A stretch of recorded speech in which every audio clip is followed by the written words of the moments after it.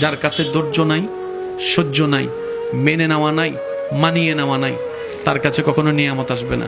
এই ক্ষেত্রে আমাদের অনেকের মনের একটা চাপা প্রশ্ন থাকে, জানতে চাওয়া যে ধৈর্য তো অনেক ধরেছি, আর কত ধৈর্য ধরবো? সহ্য তো অনেক করেছি, আর কত সহ্য করব? হাজার দিকে উত্তর না গিয়ে একটা উত্তর দেওয়ার চেষ্টা করি। মাথায় এবং মনে বসিয়ে রাখবেন, যদি ভালো লাগে ধৈর্য ততক্ষণ ধরবো যতক্ষণ আমাদের রব খুশি না হয়। সুবহানাল্লাহ। যতক্ষণ রব খুশি না হবে ততক্ষণ ধৈর্য, ততদিন ধৈর্য, তত মাস ধৈর্য, তত বছর ধৈর্য। কারণ আল্লাহ তাআলা জানেন কখন নিয়ামত দিলে আমাদের জন্য ভালো হবে, এটা আল্লাহই ভালো জানে।